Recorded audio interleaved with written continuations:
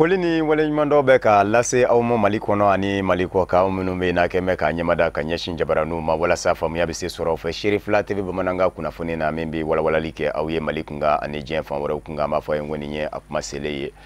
Ka daminɛ ni kɛrɛnkɛrɛnnen ɲɛna kɛnɛba min sigin bɛ sen kan ni maa bɛ se k'a fɔ diɲɛ baɲumankɛlakaw bɛ ka ɲɔgɔn sɔrɔ a kɛnɛ kan. Ka dɛmɛ don ka ɲɛsin farafinna cɛcɛ kana jamana 5 ka jɛkulu G5 Sahel mɔ Mali, Mauritanie, Burkina Faso, Tchad ani Niger jamana. G5 Sahel jɛkulu in u b'a fɛ ka kɛlɛbolo dɔ fɛnɛ bɔ. Kɛlɛbolo in naŋɛnɛmaya ni sirin bɛ nafoloko de la. O de kosɔn farafinna tɔnba Union Africaine ka wulikajɔw kɛlen kɔfɛ ka taa se farafinna tilebiyanba jamana 15 ka wulikajɔw bɛɛ lajɛlen tɛmɛnen kɔfɛ. Bibi na nazarala tɔnba Union Européenne kɛnɛ min na kun y'a layidu ta ka fɔ o na sigi ni Faransi bɛ o ɲɛkun na ka o kɛ nafolo ɲiniyɔrɔ ye. Tamamanjuwa bakele manja min bɛ se ka to dɛmɛ bɛ se ka don farafinna cɛcɛ kana jamana 5 ninnu ka jɛkulu mɔ. U ka kɛlɛbolo ka se ka dangɛnɛmaya o kɛnɛ de baaraw n'u donna ka bɛn ni jumadon février kalo tile 23 ye. Nazarala tɔnba Union Européenne yɛrɛ jaba la Belgique dugu b'a la Bruxelles la. An bɛ aw ladɔnniya k'a fɔ bibi in na min ye kunnafoniw ye olu sera ka sɔrɔ k'a fɔ nazarala tɔnba Union Européenne bɛna lajɛ ka G5 Sahel kɛlɛbolo dangɛnɛmayali dɛmɛ jamana ɲɛma 32 olu de kɛmɛ ka Mali jamana ɲɛma, Niger jamana ɲɛma, Tchad, Mauritanie ani Burkina jamana ɲɛma lakoli. U bɛ se ka hakili jagabɔw kɛ dɛmɛ kan ka se ka kɛ siraw minnu fɛ k'olu bɛɛ lajɛlen fɛsɛfɛsɛ ɲɔgɔn ye. Nazarala tɔnba Union Européenne a kun ye layidu ta k'a fɔ a na wari min bila G5 Sahel kɛlɛbolo ka dangɛnɛmayali bolo kan ni o ye euro wari miliyɔn 50 ye k'a bɛ a kɛ siɲɛ kelen euro wari miliyɔn 100 ye. U b'a jira k'a fɔ o kɔni ye farankan belebele de kɛlen ye nazarala tɔnba Union Européenne fɛ. Kɔrɔfɔ in bɔra a ma ɲɛma dɔ da ni o ye Frederica Mogherini ye. Faransi jamana olu minnu ni olu yɛrɛ bɛ ko in ɲɛkun na ni u bɛ ka dɛmɛ ɲini farafinna cɛcɛ kana jamana 5 ninnu ye. U dan bɛ a la k'a fɔ nazarala ka basigi o bɛ tɛmɛ kɔnɔ in o fɛnɛ basigili de fɛ. O de kosɔn min ye Espagnekaw ka minisiri ɲɛmaa ye ale ye a jira a ka dantigɛliw la k'a fɔ olu bɛɛ lajɛlen kɔni kan ka jɛkulu in dɛmɛ kɛlɛbolo in bɛ se ka dangɛnɛmaya barisabu ka da ka bɛ kɛ sababu ye ka olu ka fa ni o ye nazarala ye k'o de basigi. Ni ye cɛcɛ kana yɛrɛ jateminɛ bi i b'a ye k'a fɔ ale de kɛn bɛ mɔɔw tɛmɛyɔrɔ ye ka jamana ninnu lasɔrɔ ni o ye nazarala jamanaw ye ni Libi ko ajidaw ni Tunisie ko ajidaw ye. O kuma na G5 Sahel kɛlɛbolo maa 50 min kan ka bɔ olu ka dɔndaw ka wuriyalen ka u kɛ kɛlɛkɛla jolenw ye u ka se ka min ye a ya wulikajɔw ye o ka nɔgɔya u ma ka munumunuzaliw kɛ cɛcɛ kana ninnu na ka se ka yɔrɔ ninnu ngisi bamanjiw tɔɔrɔ ma ani maa minnu ni olu ka baara ye maramafɛn jagow ye walikɛlɛfɛn kundaw jagoli ka se k'o bɛɛ lajɛlen bali. A ya kɛlɛbolo maa 50 in u ka baara bɛna bɛn o de ma danjɛw ni ɲɔgɔn cɛ. Wa G5 Sahel kɛlɛbolo yɛrɛ a sigira sen kan ka ban a sera ka munumunuzalo dɔw yɛrɛ kɛ ka ban Mali danjɛ ni Niger ni Burkina ni ɲɔgɔn cɛ. A ya min ye mɛkalo kɔni ye ka taa se san 2018 yɛrɛ a camancɛ yanfanw kɔni mɔ caman kɛmɛ ka jira k'a fɔ G5 Sahel kɛlɛbolo in a ka baaraw bɛɛ lajɛlen bi sabati a bolo ka kuwa. A ya min ye a ka dɛmɛw ye o n'a kɛ ka ɲɛsin Faransi jamana mɔ a ka kɛlɛcɛw minnu bɛ an ka cɛcɛkanaw na ni o ye barikani ye. Maa bananu k'olu dɛmɛ u ka baaraw la ani diɲɛ selekɛnɛ ni tɔma Nations Unies ka basigili jɛkulu min bɛ Mali jamana kɔnɔ MINUSMA u ka maa batani la a na o fɛnɛ dɛmɛ. O de kosɔn bibi in na baɲumankɛlakaw kɔni kɛmɛ k'u bolo mɔnabɔ caman y'a jira k'a fɔ dɛmɛ kɔni o na kɛ a ya min ye euro wari miliyɔn 300 ye o de sen bɛ fara ɲɔgɔn kan bibi in na. Saudiya jamana kɛmɛ k'a jira k'a fɔ ale bɛ layidu ta euro wari miliyɔn 100 ale b'o di. Ameriki jamana y'a jira k'a fɔ dolari wari miliyɔn 60 ale b'o di. Nka u kɛmɛ k'u sinsin fɛn min kan tiɲɛ don lakana ka ɲi basigi ka ɲi nka basigi fɛnɛ tɛ se ka sira sɔrɔ abada fo k'a sɔrɔla sira de dira mɔɔw ma sira min bɛ se ka kɛ sɔrɔ yiriwa siraw ye bolominɛ yɔrɔ bɛ se ka sɔrɔ farafinna cɛcɛ kana kɔnɔ denw na cogo min laɲini ye o de ye o bɛ se ka kɛ sababu ye ka min ye a kɔnɔ denw ye k'u kisi bamanjiw ka hakilina juguw tali ma k'u kɛ bamanjimaw ye walima ka maramafɛn di u ma k'u bila u ma ɲɔgɔn na a ya ni dɛmɛ sera ka kɛ ka ɲɛsin o siraw ma ni a ya baarakɛ yɔrɔw dayɛlɛw ye u ka se ka bolominɛ yɔrɔ sɔrɔ o bɛɛ lajɛlen bɛ se se ka kɛ sababu ye ka u dɛmɛ baaraw la o kuma na o sigiw de bɛ senna bebe na Bruxelles la Belgique fa bala ka se ka G5 Sahel kɛlɛbolo taama manjua bakele manja min zema na kɛ min k'o bila a ya G5 Sahel ka bolo ka an ka farafina cɛcɛ kana jamana duuru ma ɲɛmaw dafalen bɛ a kɛnɛ kan.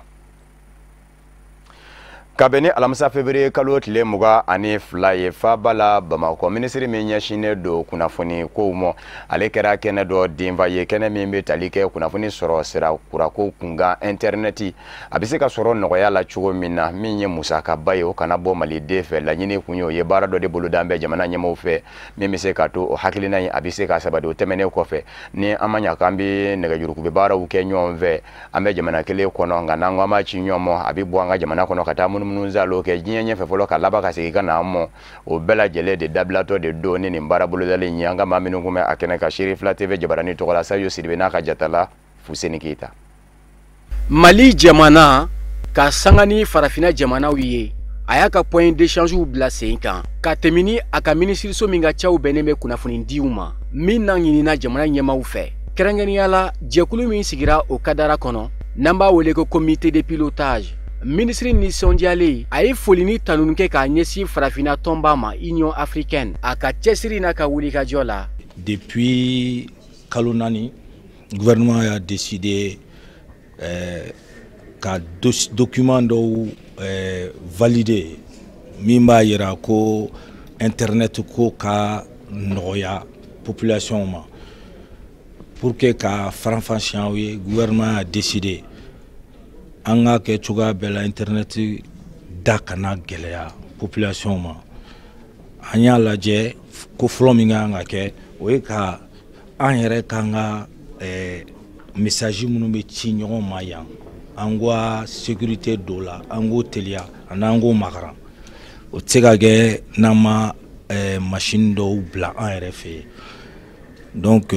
an y'a demande kɛ Union africaine sɔnna ma u nana u ye tagama caman kɛ yan u y'a ye ko Mali pɛrɛlen n'o ka kɛ donc bi an fana y'an ka machine ninnu bila sira kan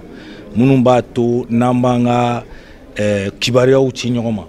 a tɛ taa bilen kɔfɛ janni a kana s'an ma. Nin projet belebele in n'a bɛ na cakɛda minnu ka baaraw ɲɛsinnen bɛ ko waliyalenw ma k'olu bɛɛ lajɛlen fara ɲɔgɔn kan ni ka tila ka dɔ bɔ a sɔngɔ la Mali jamana kɔnɔna na hakilina in kun dɔ y'o ye. Fɛn mun sigilen filɛ nin ye infrastructure dɔ de ye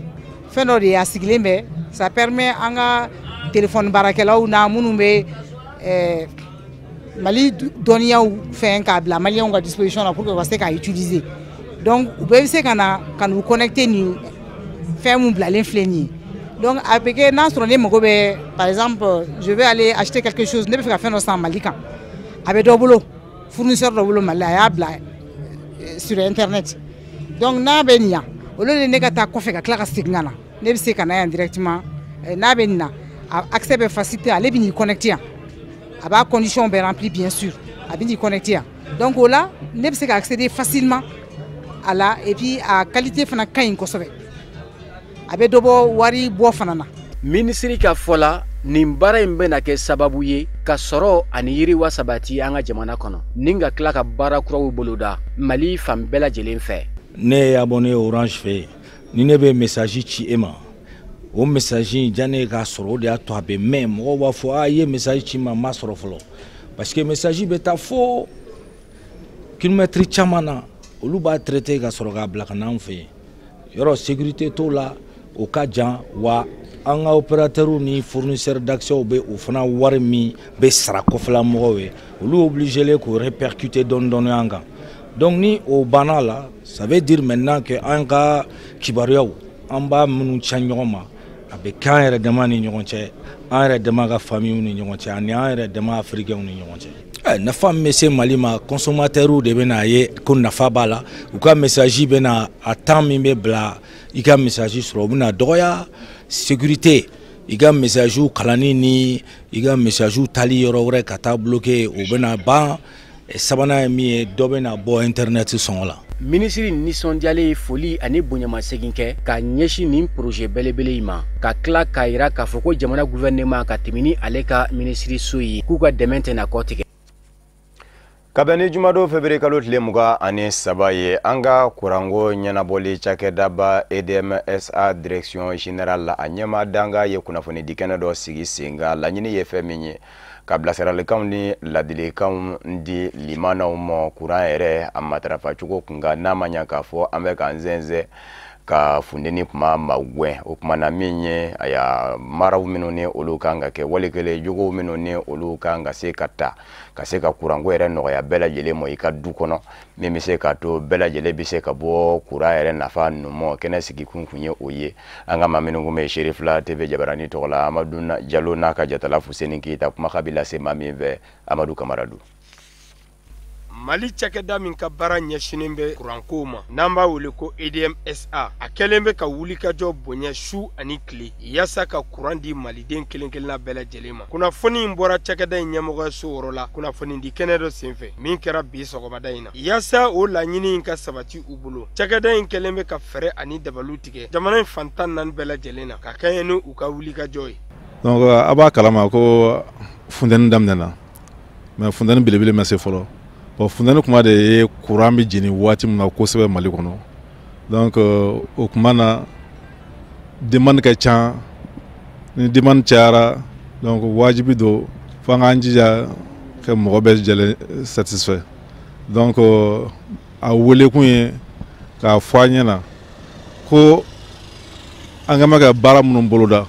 pour que kurantigɛ bɛ se ka nɔgɔya ɲina cogo min na journaliste wele kun y'o ye bi. Kunnafoni di kɛnɛ in senfɛ cakɛda in ɲɛmɔgɔyaso a ka kɔrɔfɔw senfɛ a yɛrɛ k'a fɔ ko cakɛda in kɛlen bɛ ka wulikajɔ bɛɛ lajɛlen bila sen kan ka jamana ɲɛmɔgɔw k'u dɛmɛ baara kuraw hakilina kuraw minnu bɛna kɛ sababu ye ka kuranko matarafa Mali fantan naani bɛɛ lajɛlen na kɛrɛnkɛrɛnnenya la ni finteniba bɔ wagatiw la wa u y'a yira k'a fɔ ko ɲina baara minnu bolodalen don fɛɛrɛ minnu tigɛlen don olu bɛna kɛ sababu ɲuman ye yaasa kuranko gwɛlɛya kana don a sɔrɔli la maliden kelen kelenna bɛɛ lajɛlen ma. O la sa an ye fɛɛrɛ damadamani boloda a fɛɛrɛ fɔlɔ ye mun ye k'a fɔ usine-tigiw ye donc comme olu ka consommation ka bon ni bɛɛ ta ye u k'u jija k'a daminɛ 6 heures waati wulafɛla fɛ ka taa bila fo su 2 heures du matin la u k'u jija u ka bɔ réseau kan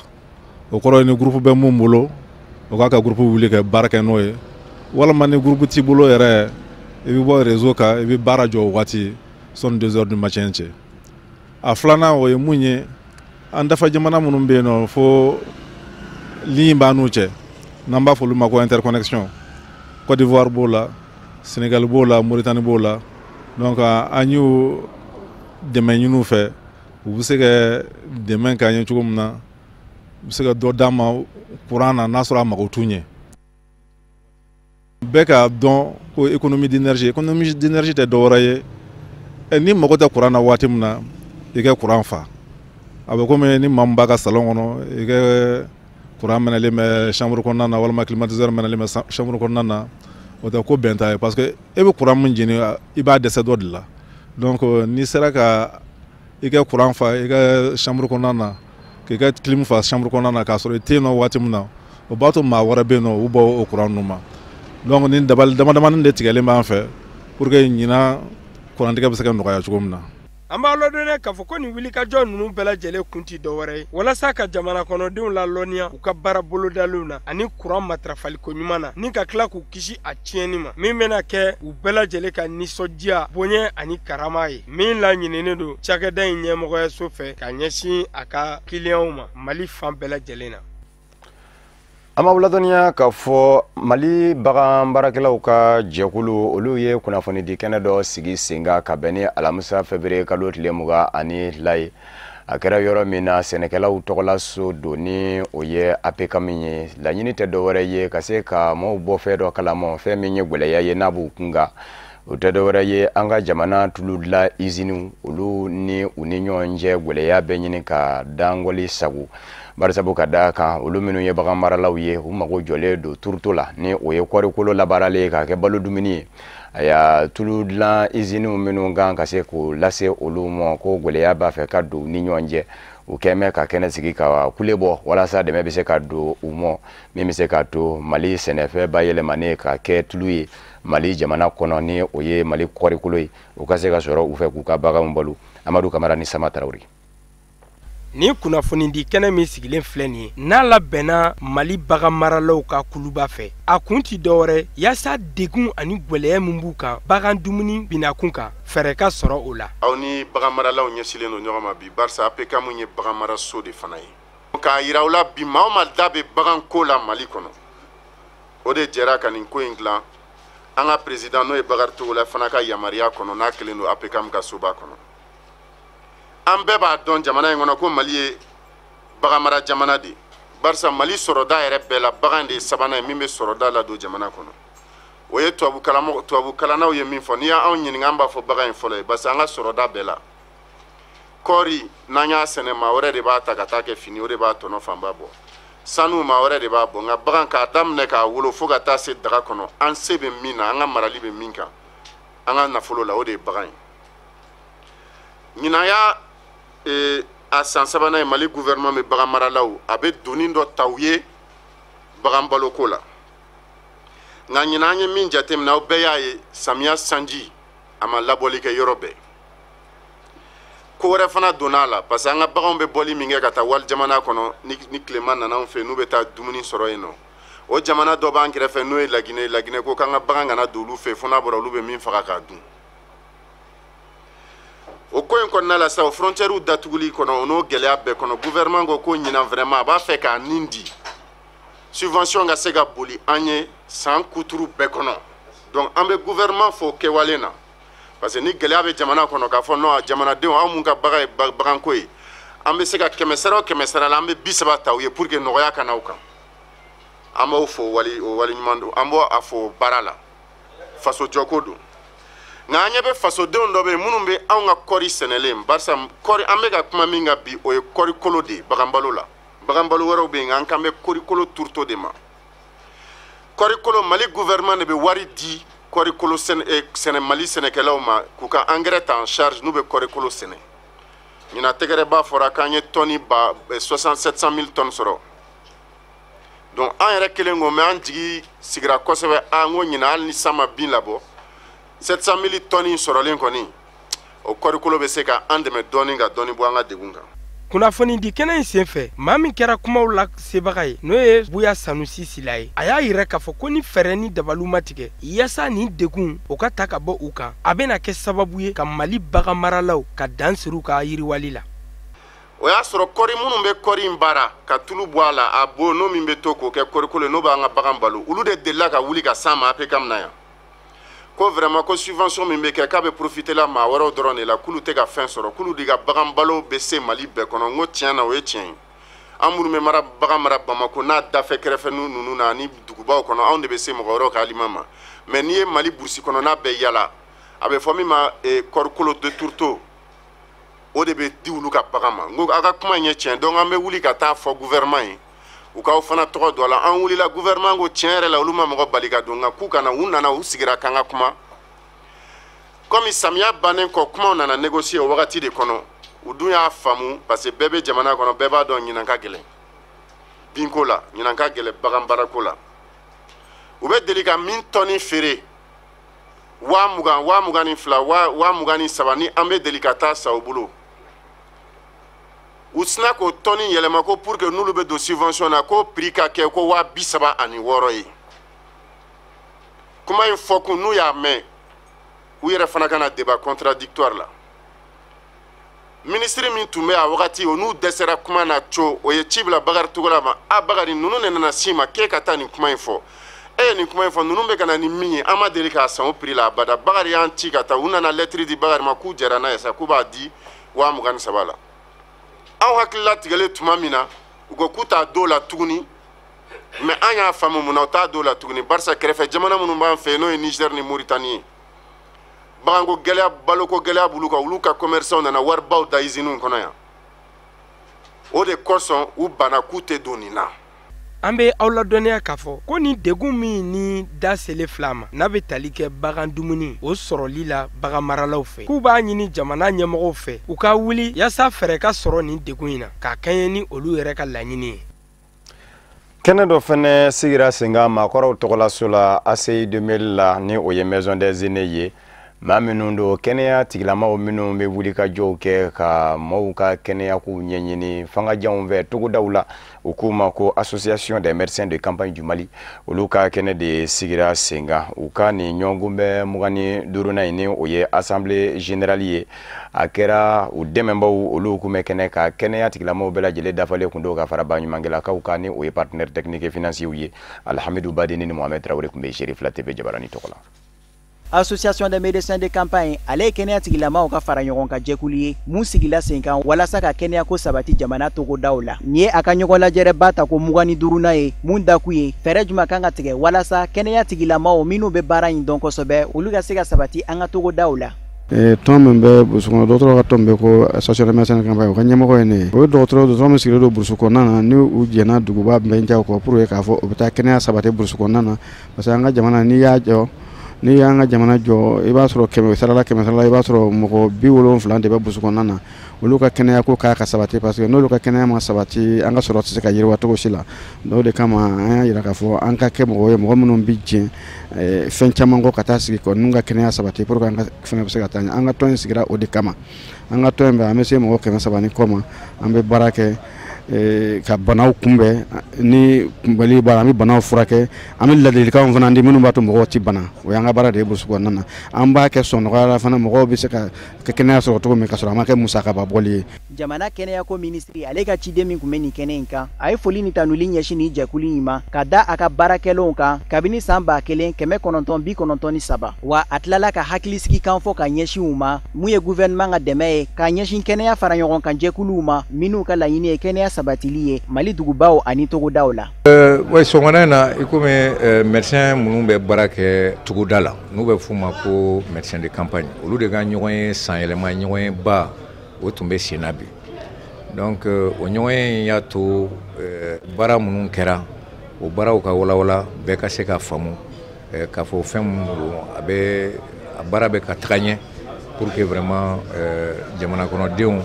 u bɛ se ka kɛnɛya lasɔrɔ cogo min parce que gouvernement baarakɛlaw ni minnu tɛ gouvernement baarakɛlaw ye f'u k'u bolo de di ɲɔgɔn ma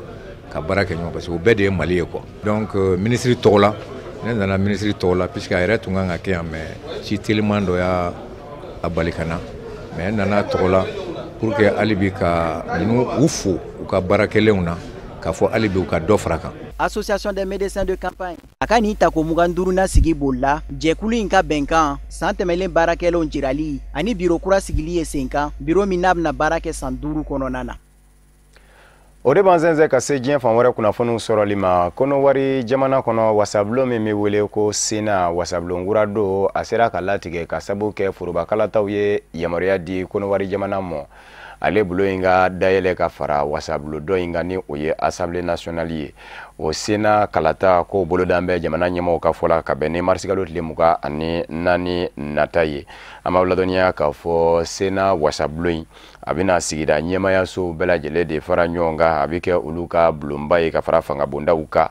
a ya min ye a kalata ye a bɛ kɛ yanni sigida ɲɛmayaso sigi kalataw cɛ ni o ye municipalitéw ye ani marabolo ɲɛma suganti kalataw baw don wɔndɛ olu kɔni na nka jira mɛ k'a fɔ u bɛɛ kɔni bɛ kɛ ɲinan za an b'a ladɔnniya k'a fɔ bibi in na min ye kalata labɛnni jɛkulu kɔni ye bɛnden ma se ka kɛ de kan ka sabu kɛ fanga sinamatɔnw kɔni kɛmɛ k'a jira k'a fɔ ni olu da don dɔ ye kalata ko kuma kɔni na fɔ yɛlɛma donna de kalata labɛnni jɛkulu commission kɔnɔmaw la ko bari sabu ka da ka k'a minɛ mɛ k'a sɔsɔ jamana ɲɛmayaso nɔfɛmaw de la ko min b'o cogo la ko k'a fɔ ko bɛ se ka kalata joli kalata jɛlen labɛn ko siga bɛ o kɔrɔ an b'aw ladɔnniya k'a fɔ fana min ye Abdramane Sangare ye ni o ye Laurent Kudu Gbagbo taama ɲɔgɔnkɔrɔ ye ale min ni Pascal Afin-Guessane dɛsɛ bɛ ka fara ɲɔgɔn kan nin yɔrɔ in kɔni na u bɛɛ bɛn bɛ u ka fɔ u ka laɲini kɔni ye yɛlɛma ka don kalata labɛnni jɛkulu commission électorale indépendante CEI la kunnafoniw y'a jira k'a fɔ min ye wasabulon galata in kɔni ye ni o ye sénatorial ye a bɛ kɛ marisikalo tile 24 nata Togo jamana kono sigikafo mingu nyongirila ndemene a labana ka wara wili ka bene juma febere kalo tile muga ani sabaye farafina tile biyamba jamana tani duru to communauté économique des états de l'Afrique de l'Est CEDEAO de geme ka surnani doke meme se ka to Togo ka demu yere damani nyonje manga bise dasa sigikafo mi nu donner le ninye ka bene juma ye jatimene be ke fe minu ngagale oye fere o minu ndigera faunve meme se ka to dana ya ubise ka sabati fauni nyonje ka se ka jenesi ka foye uninyonje uko amako mesure de confiance ya ko olu bijeka olu jatimine nyonve o doye feminyi ya jamana nyema usona mo ka fole mo ninga mamine no mbla mabinani ani makelenzera ki ka demba ya lasoro okumana sa ni ulabana ka sigi ka beni juma fevrier ka lotile muka ani sabaye ka jatimine ke mesure d'apaisement nununga ni oye basigi yere o fere o mino ndigembe faunve ko lu jatimine ku ba mami kuma kuluma ye fɛ min ye dabi sɔrɔ ka se o ma kuma kuluma tɛ dɔwɛrɛ ye fɔru ɲasingbe min ni a bɛ fanga na san 1992 jamana sariya sunba fanga sinamatɔw ko fɔ seginka kɛ o de ma o kɛmɛ ka danw zigi jamana ɲɛma ka kundalaw la jamana ɲɛmaya la o tɛmɛnen kɔfɛ min ye fanga sinamatɔw ye u ko n'o kɛra fana jamana sariya sunba kɛmɛ ka da min zigi ni o bɛ bɛn san damɔ fɔru ɲasingbe san dankɛ ka ba a bɛ ka manda sabanan sɛgɛrɛ o yɔrɔ bɛɛ a ka fanga bɛ sin ka ba ti jemina keni o ye fɔri ɲasingbe n'a ka fanga fɛ sawa ɲiningali tɔ min bɛ ye a kɔni mana tigɛ dawuda kɔni nga nana akufo ado ganakaw ka jamana ɲɛma makɔnɔ ne kɔni gundo kamene juma do february kalo tile muga ani saba ye a wulatile yan fa fɛ togo fa bala lome ka ye sigikafɔ a waraweleli kɛnɛ kan Nigeria jamana kono mbogotigi kuraw minnu mena na ma kemeni tani ngelenw katununi uyeni u mine ba mado bawo ma shima jira ka fi nodo folo aya Nigeria jamana nyema kunye fen fo akoro o shima se ka sira soro laba ka jongwala jo ka fo tienre la eleni mbogotigi keme anita ngelenw minnu ngoni mine na ma kelende min zera ka soro lakana tigila mo fe ko kla o mine bawla o kera sababu ye ka demba utoro minnu de minembe bela jele ko ni ngono kwane do yorube ka bika dimi jamana nyemo ukoro barisa bo kadaka kwate famu samba fla anitani nani boko haramu ye keme fla ni ko mine katani oye olube mase ka soroka bobe ka bobulula okunga ngake kalanzenye aya jamana nyemo ukun anyona wore kanake na fura ko dona na ke ko ba jira ka fo ko yimusala ka minana de jamana nyemo fe ya ukoni ngeme kukani so ko ya ujira fa bela jele ko nina jamana nyemo ye ajira ka fo uluko ni miseka fe mi ngoni ngoni na makeme anita ngele nunu nji ko ne maseka soro abela jele takera nuyi CEDEAO farafina tile biyamba jamana tani duru jeto do olu ko ni ngeme ka jira ka fo nala mabashi wore ko ni nge